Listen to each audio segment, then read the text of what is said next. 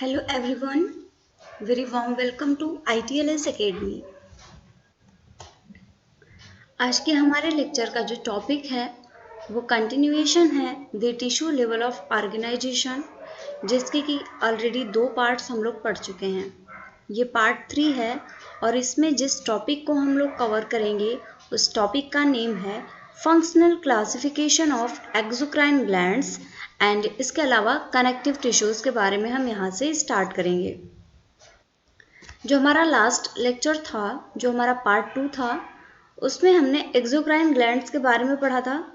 Exocrine glands हमने epithelial tissues के बारे में मेनली पढ़ा था और उसी के अंदर हमने एक्सोक्राइन एंडोक्राइन ग्लैंड्स भी पढ़ी थी। तो एक्सोक्राइन ग्लैंड्स के बारे में काफ़ी चीज़ें पढ़ ली थी। इनका फंक्शनल क्लासिफिकेशन आज पढ़ेंगे और इसके साथ में ही कनेक्टिव टिश्यू भी हम आज स्टार्ट कर देंगे। तो चलिए स्टार्ट करते हैं।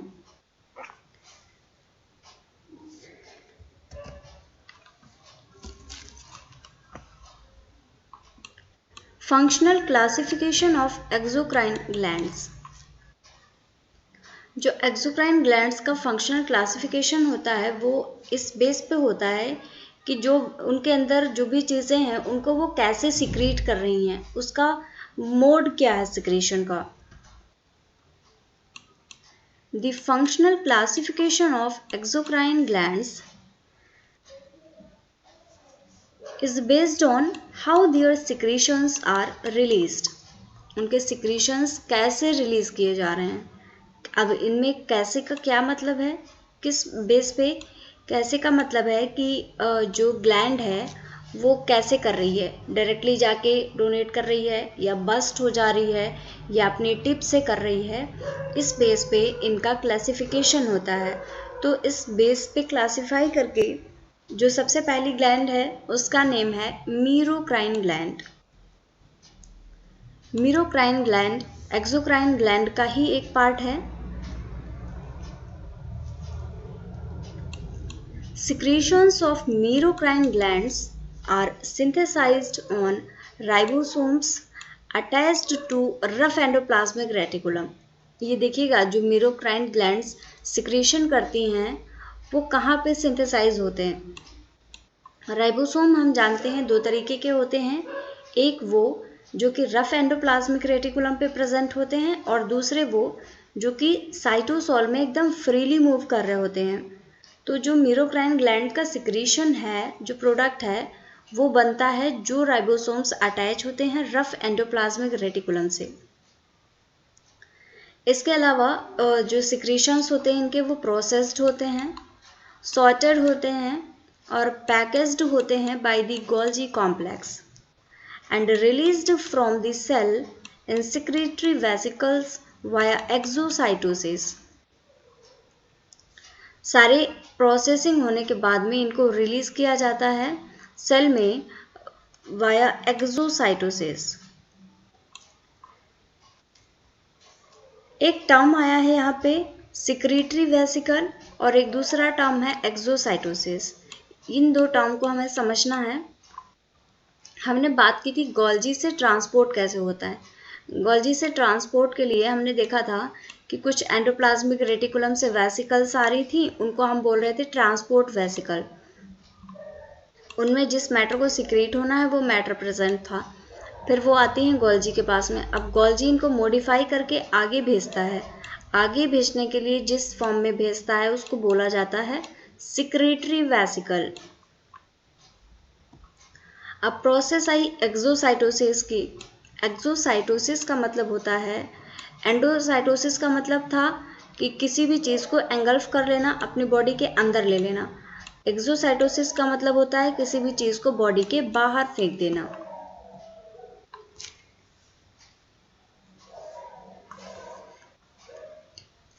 Most exocrine glands of the body are merocrine glands. जो ज़्यादातर ग्लैंड्स प्रेजेंट हैं हमारी बॉडी में वो मीरोक्राइन ग्लैंड्स ही होती हैं। अगर इनके एग्जाम्पल की बात करें तो एग्जाम्पल है मीरोक्राइन ग्लैंड का the salivary gland and pancreas. Salivary gland का पता है सिक्रेशन कैसे होता है, मुंह में सबके ही पानी आता है, कैसे आता है, सलाइवरी ग्लैंड्स की मदद से ही आता है। और उसका सिक्रीशन कैसे होता है, सेल्स के अंदर से आया और उनको बाहर रिलीज कर दिया गया।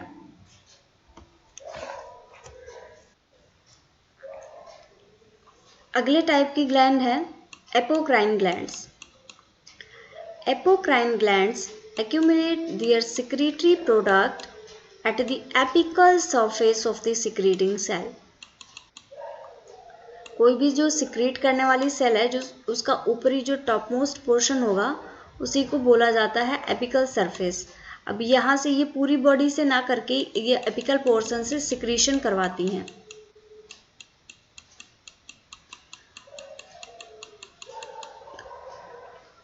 Then the portion of the cell pinches off by exocytosis from the rest of the cell to release the secretion। उसके बाद में क्या होता है, जो सेल का जो पोर्शन जहाँ से एक्सोसाइटोसिस होनी होती है, वो सेल से बाहर पिंच ऑफ हो जाता है और फिर एक्सोसाइटोसिस की प्रोसेस के थ्रू ये सिक्रीशंस को रिलीज करवा देता है।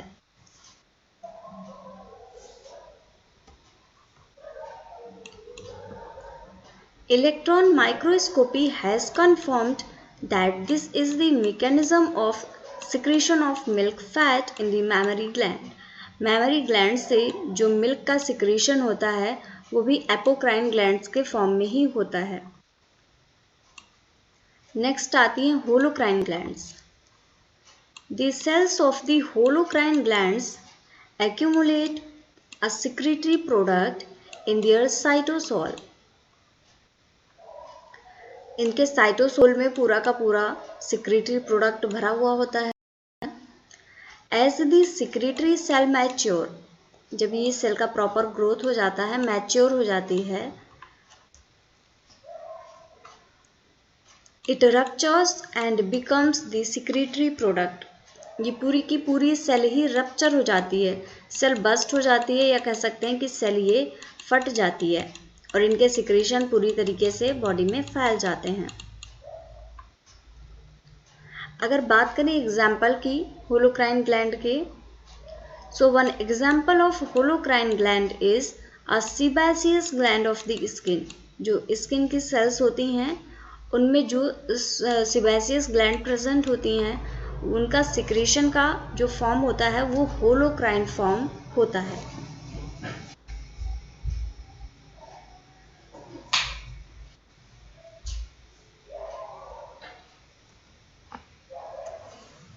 यहाँ पे देखिए एग्जाम्पल दिखाए गए हैं, इनके हेल्प से आप अच्छे से समझ सकते हैं। Merocrine secretory gland, apocrine secretion and holocrine secretion. सबसे पहले म्यूरोक्राइन सिक्रीशन को देखते हैं। ये देखिएगा, ये इंडोप्लाज्मिक रेटिकुलम है, यहाँ पे प्रोडक्ट की सिंथेसिस हुई। अब यहाँ से ये ट्रांसपोर्ट वेसिकल्स निकलती हैं।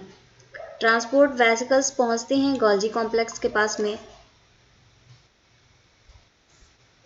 गोल्जी कॉम्प्लेक्स के थ्रू इस प्रोडक्ट का मॉडिफिकेशन कर दिया जाता है। इसको जिस फॉर्म में बाहर भेजना है वैसा बना लिया जाता है। उसके बाद में गोल्जी कॉम्प्लेक्स से ये सिक्रीटरी वेसिकल्स तैयार होती हैं। इन सिक्रीटरी वेसिकल में इस प्रोडक्ट को रख दिया जाता है और उसके बाद में एक्सोसाइटोसिस की प्रोसेस के थ्रू इस प्रोडक्ट को बाहर निकाल दिया जाता है। आप देख सकते हैं किस तरीके से सिक्रीशन हो रहा है। एक्सोसाइटोसिस की प्रोसेस हो रही है यहाँ पे। तो म्यूरोक्राइन सिक्रीशन की प्रोसेस और एग्जाम्पल दोनों ही यहाँ पे दिए हुए हैं, आप अच्छे से देख सकते हैं इनको। नेक्स्ट एपोक्राइन सिक्रीशन की बात करें तो कुछ इस तरीके से ये टॉप मोस्ट जो पोर्शन है, जो एपिकल सरफेस है, यहाँ पे ये प्रोडक्ट इकट्ठा हुआ है जिसको कि सिक्रीट होना है। होता क्या है, जब इसको सिक्रीट होना होता है तब ये मेन बॉडी से पिंच ऑफ हो जाता है। पिंच ऑफ का मतलब मेन बॉडी से अलग हो जाना। ये अलग हो जाता है और उसके बाद में ये सिक्रीट कर दिया जाता है। एग्जाम्पल की बात करें तो एपोक्राइन ग्लैंड का एग्जाम्पल होता है मेमरी ग्लैंड। नेक्स्ट वन है होलोक्राइन सिक्रीशन। होलोक्राइन सिक्रीशन में आप देख सकते हैं ये सेल है, सेल का डिवीज़न हो रहा है और किस तरीके से इस सेल में जो मैच्योर हो जा रही है डिवीज़न के बाद में, मैच्योर होने के बाद में ये सेल रप्चर हो जाती है, सेल फट जाती है और सेल के फटने से ये पूरी ही बॉडी में जहाँ पे इसको जाना होता है सिक्रीट कर दिया जाता है। अगर बात करें होलोक्राइन ग्लैंड के एग्जाम्पल की तो वो है स्किन, और स्किन में भी कौन सी ग्लैंड, सीबेसियस ग्लैंड या इसी को ऑयल ग्लैंड भी कहा जाता है।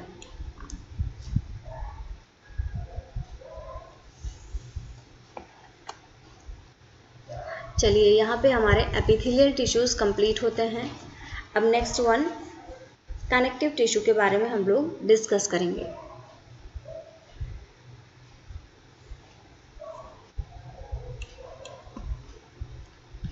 Connective tissue is one of the most abundant, बहुत ज़्यादा मात्रा में प्रेजेंट होता है, एंड वाइडली डिस्ट्रीब्यूटेड। ऑब्वियस सी बात है, जब ये मोस्ट अबंडेंट है, बहुत ज़्यादा मात्रा में प्रेजेंट है, तो ये बहुत बड़ी जगह पे, बहुत ब्रॉड एरिया में डिस्ट्रीब्यूटेड भी होगा। So this is widely distributed tissue in the body.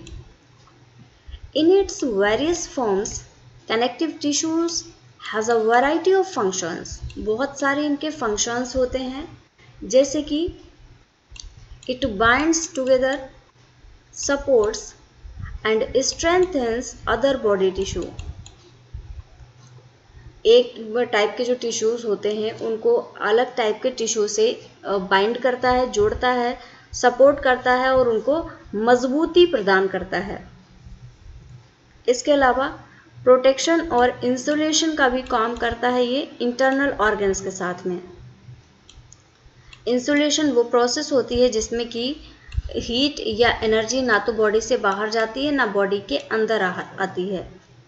इसके अलावा compartmentalization structures such as skeletal muscles serve as the major transport system within the body. जो skeletal muscles होती हैं उनमें compartment बनाता है, compartmentalized structures such as skeletal muscle। इसके अलावा बहुत से ट्रांसपोर्ट सिस्टम में भी हेल्प करता है। सबसे बड़ा ट्रांसपोर्ट सिस्टम का जो एग्जाम्पल है कनेक्टिव टिश्यू का वो है ब्लड। तो चलिए देखते हैं some general features of the connective tissue. Connective tissue के कुछ फीचर्स की बात करते हैं। Connective tissue consist of two basic elements, दो मेन चीज़ें प्रेजेंट होती हैं, extra cellular matrix and cells. Extra cellular matrix और सेल्स होती हैं। अब सेल तो समझ में आ गया, ये एक्स्ट्रा सेलुलर मैट्रिक्स क्या है? एक ऐसा पोर्शन जो कि सेल के बाहर साइड में प्रेजेंट है उसी को बोला जाता है एक्स्ट्रा सेलुलर मैट्रिक्स।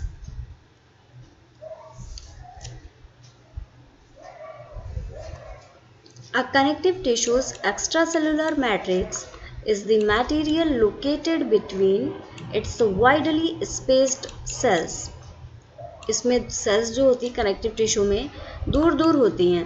हमने देखा था जो एपिथेलियल सेल्स होती हैं वो बहुत पास पास में होती हैं, इसके अलावा बहुत कॉम्पैक्टली अरेंज होती हैं।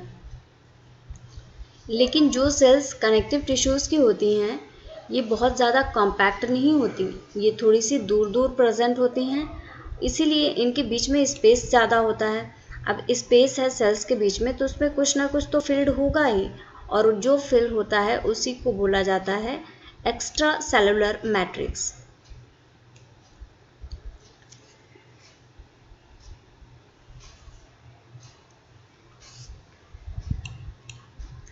In contrast to epithelial tissue, connective tissues does not usually occur on body surfaces. जो एपिथेलियल टिश्यूज थे हमने देखा था वो एपिथेलियम बना रहे थे और इसके अलावा वो बॉडी की सरफेस प्रेजेंट थे। लेकिन अगर बात करें कनेक्टिव टिश्यूज़ की तो इनके केस में ऐसा नहीं होता, ये ज़्यादातर बॉडी की सरफेस पे ना प्रेजेंट होके ये बॉडी के अंदर प्रेजेंट होते हैं।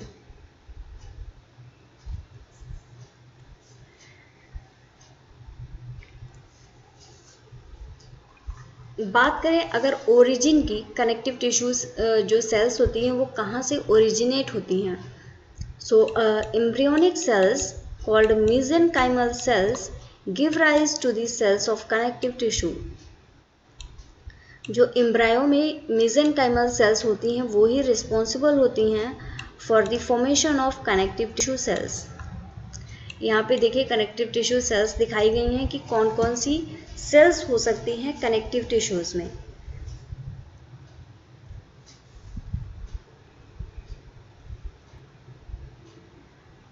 स्टार्ट करते हैं सबसे पहले हम रेटिकुलर फाइबर्स से। जो रेटिकुलर फाइबर्स होते हैं are made of collagen and glycoprotein. ये रेटिकुलर फाइबर्स कोलेजन और ग्लाइकोप्रोटीन के बने हुए होते हैं और इसके अलावा ये करते क्या हैं, they provide support in blood vessel walls and form branching network around various cells. ये देखिएगा ये है रेटिकुलर फाइबर्स। आप देख सकते हैं कि कैसे इन्होंने नेटवर्क बना रखा है। ये पूरी सेल में जगह जगह ये फैले हुए हैं रेटिकुलर फाइबर्स। इन्होंने एक नेटवर्क बना रखा है और ये सपोर्ट करते हैं ब्लड वेसल्स को। अगली जो कनेक्टिव टिश्यू सेल्स हैं वो हैं fibroblast.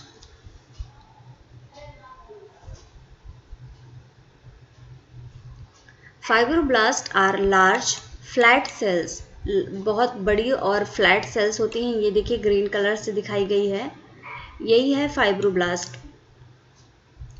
That move through connective tissue and secrete fibres and ground substances.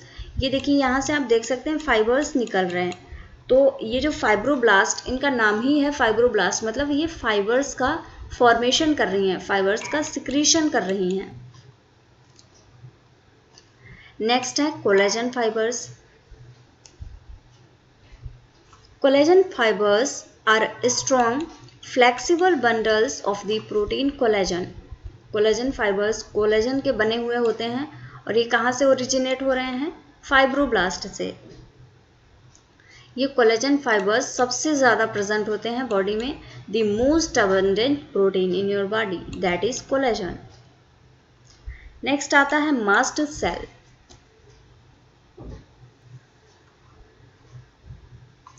Mast cells are abundant along blood vessels. मास्ट सेल्स सबसे ज़्यादा ब्लड वेसल्स में पाई जाती हैं। अगर बात करें, ये देख सकते हैं आप ब्लू कलर में दिखाई गई है सेल। They produce histamine. ये हिस्टामाइन का प्रोडक्शन करते हैं जिसको मोस्टली एलर्जी के टाइम पे यूज़ किया जाता है। और ये क्या करता है, which dilates small blood vessels during inflammation and kills bacteria. Inflammation के केस में ये डायलेशन करता है ब्लड वेसल्स का और इसके अलावा ये बैक्टीरिया को मारने में भी सेल की हेल्प करता है। नेक्स्ट है प्लाज्मा सेल्स। ये देखिए प्लाज्मा सेल का स्ट्रक्चर है। Plasma cells develop from B lymphocyte. B lymphocyte हमने पढ़ा है जैसा कि इम्यूनोलॉजी में, अगर आपको नहीं पता है तो मैं बता देती हूँ। जो बी लिम्फोसाइट्स होती हैं यही एंटीबॉडीज़ का फॉर्मेशन करती हैं और प्लाज्मा सेल्स को बनाती हैं। ये जो प्लाज्मा सेल्स होती हैं they secrete antibodies that attack and neutralise foreign substances. ये इम्यून सिस्टम में सबसे बड़ा रोल प्ले करती हैं। नेक्स्ट है ground substance. Ground substance is the material between cells and fibres.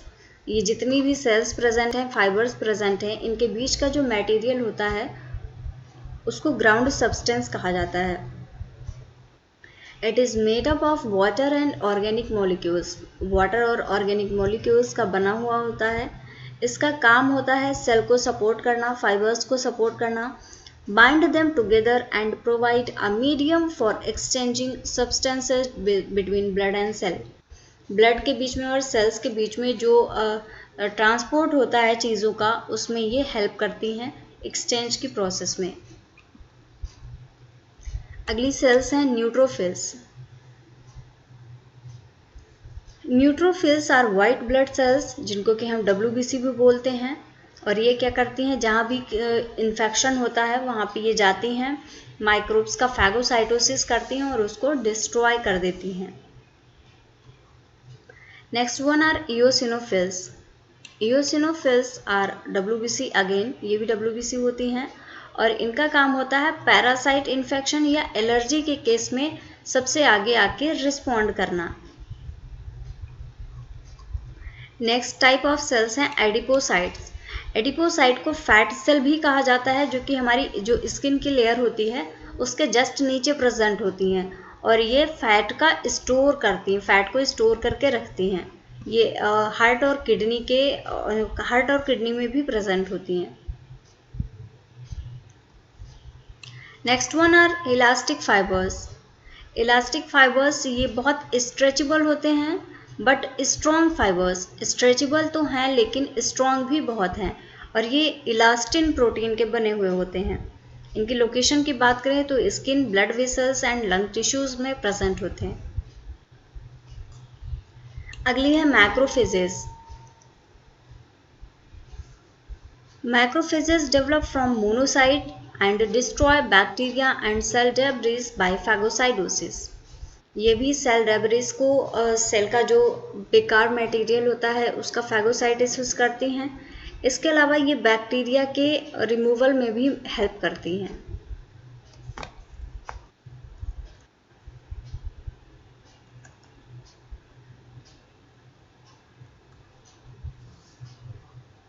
तो यहाँ पे कुछ पॉइंट्स दिए गए हैं सबके बारे में। Fibroblast are large flat cells with branching process. Fibroblast में ब्रांचिंग भी बहुत होती है, अभी हम लोगों ने देखा। They are present in all the general connective tissue. ज़्यादातर कनेक्टिव टिश्यूज़ में ये फाइब्रोब्लास्ट सेल्स प्रेजेंट होती हैं। Next macrophages. यहाँ पे मैंने सारी ही सेल्स को नहीं लिया है, जो इम्पॉर्टेंट है जिनके बारे में इम्पॉर्टेंट पॉइंट्स यहाँ पे मैंने दिए हैं। ये बहुत इम्पॉर्टेंट है क्योंकि ये क्वेश्चन वाला पार्ट है, इसलिए मैंने इनको अलग से भी डाला हुआ है। क्योंकि मैंने समझा तो डायग्राम से दिया था, उतना भी मैं बता सकती थी, लेकिन मुझे लगता है जो जो पॉइंट्स जहाँ से डायरेक्ट क्वेश्चन पूछा जा सकता है वो आपको स्पेसिफिकली मुझे बताना चाहिए, पढ़ाना चाहिए। इसी की वजह से मैंने इसको अलग रखा हुआ है। इसमें से डायरेक्टली आपसे क्वेश्चन पूछते हैं, पॉइंट टू पॉइंट क्वेश्चन आता है। तो जो मैक्रोफेजेस होती हैं ये मोनोसाइट से डेवलप होती हैं। ये WBC हैं एक टाइप की। Macrophages have an irregular shape. इनका कोई शेप प्रॉपर नहीं होता है। With short branching projections. Branching तो होती है लेकिन इनमें शॉर्ट ब्रांचिंग प्रोजेक्शंस होते हैं, बहुत हैवी ब्रांचिंग नहीं होती है। And these are capable of engulfing bacteria and cellular debris by phagocytosis। Main phagocytosis पे ही अगर आपसे क्वेश्चन पूछा जाता है कि phagocytosis की प्रोसेस कौन करता है, सिंपली आपका आंसर होगा macrophages. Next one are plasma cells. These are small cells that develop from a type of white blood cells called B lymphocytes। Plasma cells का काम होता है एंटीबॉडीज़ का सिक्रेशन करना। ये बहुत ही इम्पॉर्टेंट है, डायरेक्टली पूछता है कि बी सेल्स का काम क्या है या प्लाज्मा सेल्स का काम क्या है। तो आप सीधा बता सकते हैं कि एंटीबॉडीज़ का फॉर्मेशन प्लाज्मा सेल्स के द्वारा किया जाता है या बी सेल्स के द्वारा किया जाता है। आपसे ऑप्शन में कुछ भी पूछ सकता है। अगला है mast cells. These are abundant alongside the blood vessels. ऐसी ब्लड वेसल्स में बहुत ज़्यादा प्रेजेंट होती हैं जो कि कनेक्टिव टिश्यू सप्लाई करते हैं। इनका मेन प्रोडक्ट होता है हिस्टामाइन और ये भी बहुत इम्पॉर्टेंट पार्ट है कि हिस्टामाइन का सिक्रेशन कहाँ से किया जा सकता है, ये सीधा का सीधा क्वेश्चन पूछा जाता है। नेक्स्ट है adipocytes. Adipocytes also called fat cells और एडिपोज सेल्स। इनको फैट सेल भी कहा जाता है और इसके अलावा एडिपोसाइट को एडिपोज सेल्स भी कहा जाता है। ये हैं क्या? These are connective tissue. जो एडिपोसाइट्स हैं ये कनेक्टिव टिश्यू हैं दैट स्टोर ट्राइग्लिसराइड। ट्राइग्लिसराइड या फैट क्या है इसके बारे में हम लोग ऑलरेडी डिस्कस कर चुके हैं प्रीवियस लेक्चर्स में। अगर आपने वो लेक्चर्स नहीं देखे हैं तो मैं रिकमेंड करूँगी उन लेक्चर्स को भी आप देखिएगा।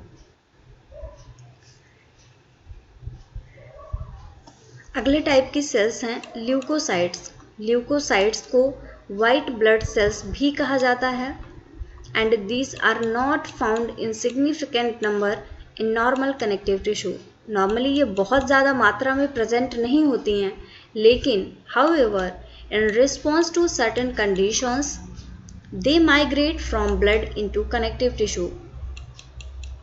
जो ल्यूकोसाइट्स होती हैं या जो हमारी WBC हैं, वाइट ब्लड सेल्स हैं, ये नॉर्मली कनेक्टिव टिश्यू में ज़्यादा प्रेजेंट नहीं होती हैं, ये ब्लड में प्रेजेंट होती हैं।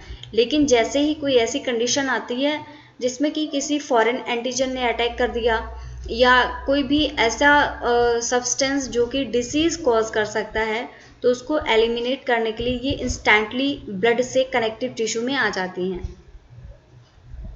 ल्यूकोसाइट का पहली बात तो आपसे नाम ही पूछता है, ल्यूकोसाइट का दूसरा नाम क्या है।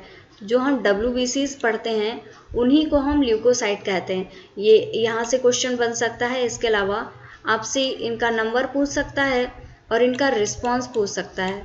तो इनका जो रिस्पॉन्स होता है सबसे ज़्यादा बॉडी के डिफेंस सिस्टम में होता है कि ये डायरेक्टली आती हैं और ब्लड से कनेक्टिव टिश्यूज़ में आके ये रिमूवल कर सकती हैं फॉरेन पैथोजेंस का। So thank you guys. अगर आप कोई भी कोर्स ज्वाइन करना चाहते हैं, कोई भी ऑनलाइन सर्टिफिकेट कोर्सेज, कोई भी ट्रेनिंग कोर्सेज, तो आप हमारी वेबसाइट विजिट कर सकते हैं। और इसके अलावा जिस कोर्स के बारे में मैं पढ़ा रही हूँ उस कोर्स में भी आप रजिस्ट्रेशन कर सकते हैं, लिंक पा सकते हैं आप डिस्क्रिप्शन में। फॉलो करिए ITLS अकेडमी को वेरियस सोशल मीडिया प्लेटफॉर्म्स पे और सब्सक्राइब करिए हमारे यूट्यूब चैनल को। Thank you very much everyone for watching this session. Like this video, share with your friends and also subscribe to our YouTube channel. Thank you very much.